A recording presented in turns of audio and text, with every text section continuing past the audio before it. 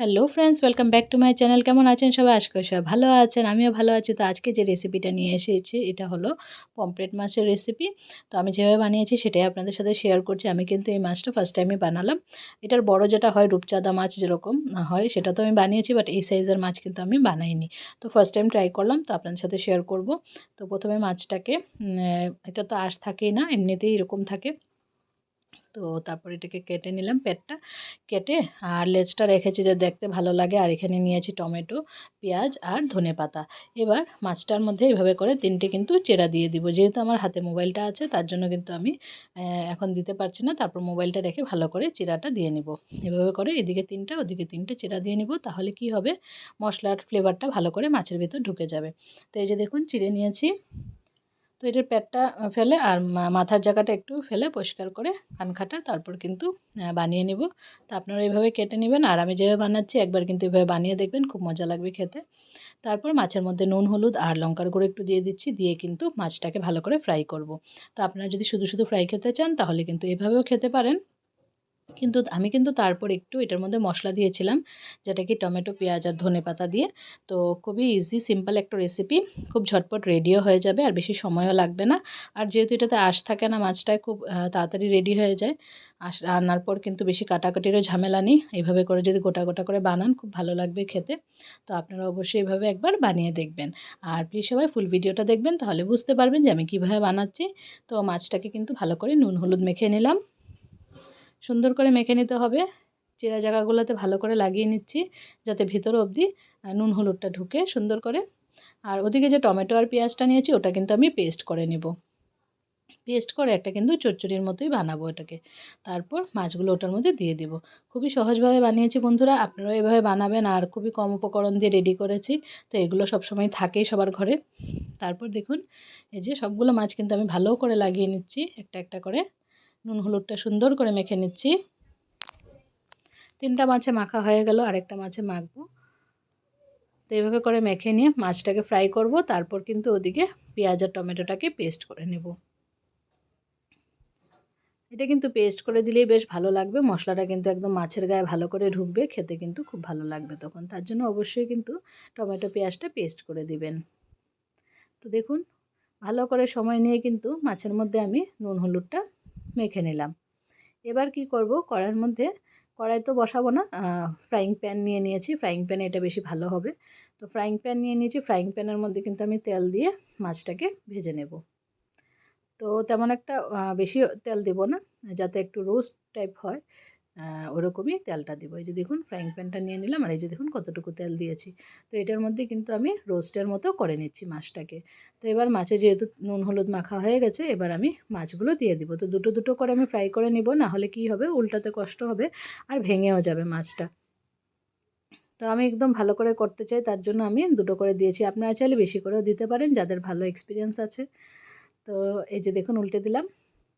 উল্টে দিলাম সাথে সাথে, কেন কখন কখন কি হয় লেগে যায়, তার জন্য আমি একটু সাথে সাথে উল্টিয়ে দিলাম। তারপর কিন্তু এবার ভালো করে ভেজে নেব দুটো পাশ।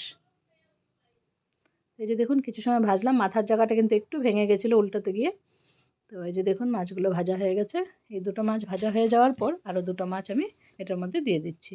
তো তেল আপনারা দেখতেই পাচ্ছেন কতটুকু দিয়েছি, এতটুকু তেলেই কিন্তু সুন্দর করে মাছগুলো কিন্তু ভাজা হয়ে গেছে। তো মাছ সবগুলো ভাজা হয়ে যাওয়ার পর কিন্তু আমি নামিয়ে নিব। তারপর কিন্তু আমি টমেটোর গ্রেভিটা বানাবো। তো আপনারা যদি মনে করেন যে ঝোল রাখবেন তো রাখতে পারেন, কিন্তু আমার মনে হচ্ছে যে ঝোল না রেখে এভাবে একটু চচ্চড়ি মতো করলেই বেশ ভালো হবে। তো প্রথমে পেঁয়াজটা নিয়ে নিলাম, পেঁয়াজটাকে পেস্ট করে নেব। তারপর কিন্তু টমেটো নেব, তারপর টমেটোটাকেও পেস্ট করব। তো দেখুন বন্ধুরা পেঁয়াজটা পেস্ট করে নিলাম, আর কড়াইয়ের মধ্যে কিন্তু আরেকটু সরষের তেল দিয়ে নিয়েছিলাম, যেহেতু যতটুকু তেল দিয়েছিলাম মাছে কিন্তু লেগে গেছিলো। তো আবার আরেকটু তেল দিয়ে কিন্তু আমি পেঁয়াজের পেস্টটা দিয়ে দিলাম। পেঁয়াজের পেস্টটা দেওয়ার পর এবার কিন্তু টমেটোগুলো দিয়ে দিচ্ছি। টমেটোটাও কিন্তু পিউরি বানিয়ে নিচ্ছি। তো পেঁয়াজের পেস্টটা দেওয়ার পর একটু নাড়াচাড়া করে নিলাম, করে নিয়ে এবার কিন্তু টমেটোর পেস্টটাও দিয়ে দিলাম। দিয়ে সুন্দর করে এটাকে অনেক সময় ধরে কষাতে হবে, যতক্ষণ না এটার থেকে তেল ছাড়ে আর এটার কাঁচা গন্ধটা চলে যায় টমেটো পেঁয়াজের। মানে যতক্ষণ না ভালো করে কুক হয়ে যাচ্ছে আর কি, ততক্ষণ আমি এটাকে রান্না করে নেব। তারপর কিন্তু এটার মধ্যে বেশি কিছু দেবো না, শুধু লঙ্কার গুঁড়ো দেবো। প্রথমে এখানে একটু নুন হলুদ দিয়ে নেব, তারপর একদম এটা যখন কষানো হয়ে যাবে তারপর কিন্তু লঙ্কার গুঁড়ো দেবো, আর লাস্টে কিন্তু একটু ধনেপাতা ছড়িয়ে দেবো মাছগুলো দেওয়ার পর। তো খুবই সিম্পল আর ইজি রেসিপি বন্ধুরা, আর খুবই কম উপকরণে রেডি করেছি। তো আপনারা অবশ্যই একবার এভাবে বানিয়ে দেখবেন, আশা করি আপনাদের খেয়ে ভালো লাগবে। তো নুন হলুদটা দিয়ে কিন্তু আমি টমেটোর পেস্টটাকে অনেক সময় ধরে কষিয়ে নিয়েছিলাম। তো এভাবে করে কষিয়ে নিচ্ছি। অনেক সময় কষিয়ে নেওয়ার পর কিন্তু এটা থেকে তেল ছেড়ে দেবে আর মশলাটাও সুন্দর করে কুক হয়ে যাবে। তো একটু বেশি সময় কিন্তু কুক করলে কাঁচা গন্ধটা চলে যাবে আর খেতে কিন্তু খুব বেশি ভালো লাগবে, নাহলে কিন্তু একটা কাঁচা কাঁচা গন্ধ থেকে যাবে। তো এটার থেকে জলটা পুরোটা শুকিয়ে যাবে। এই যে দেখুন জলটা শুকিয়ে গেছে। তা এখন দিয়ে দিলাম লঙ্কার গুঁড়োটা। লঙ্কার গুঁড়োটা দেওয়ার পর একটু নাড়াচাড়া করব। আর এত শুকনো শুকনো থাকলে তো মাছের গায়ে লাগবে না মশলাটা, তার জন্য কিন্তু আমি একটু করে জল দেব, অল্প জল দেব যাতে মাছগুলো ভিতরে একটু মানে ফ্লেভারটা ঢুকে, টমেটো পেঁয়াজের একটু রসটা যাতে ঢুকে, তার জন্য কিন্তু আমি একটু এখানে জল দিয়ে দেব। তো লঙ্কার গুঁড়োটা দিয়ে কিছু সময় একটু নাড়াচাড়া করে নিচ্ছি আগে। তো দেখুন কতগুলো দিয়েছিলাম, পুরো প্যানটা ভরাই ছিল। আর এই যে দেখুন এখন যখন বানানো হয়ে গেছে, কষানো হয়ে গেছে মশলাটা, তারপর দেখুন কতটুকু হয়ে গেছে। তো এবার কিন্তু একটু জল দিয়ে দিচ্ছি। জল দেওয়ার পর কিন্তু গ্রেভিটা হয়ে যাবে। এটুকু জলে হবে না, আরেকটু দিতে হবে, কারণ 4টা মাছ এটার মধ্যে মানে ডুবাতে হবে যাতে ভেতরে ফ্লেভারটা ঢুকে মশলার। তার জন্য এটুকু ঝোলে কিন্তু হবে না, আরেকটু দিতে হবে। তো আরেকটু দেওয়ার পর কিন্তু আমি মাছগুলো দিয়ে দিয়েছিলাম। তো প্রথমে 3টে মাছ দিয়েছি, তারপর কিন্তু উঠিয়ে নিয়ে আরেকটা মাছ দিয়েছিলাম, যেহেতু 4টে জায়গা হচ্ছিল না। হলে হয়ে যেত কিন্তু ভেঙে যেত, তার জন্য আমি ভাঙতে চাইছিলাম না। তো ভালো করে যাতে রান্নাটা হয়ে যায় এই বুঝে আর কি আমি 3টে মাছই দিয়েছিলাম। তো 2টো মাছ দিয়ে দিলাম, আর একটা এই পাশ দিয়ে দিয়ে দিচ্ছি দেখুন। আর তো জায়গা বাঁচেনি তেমন, তো ভাবলাম যে 3টে আগে ভালো করে মশলায় কোটিং করে উঠিয়ে নিই, তারপর আরেকটা দিয়ে দেবো।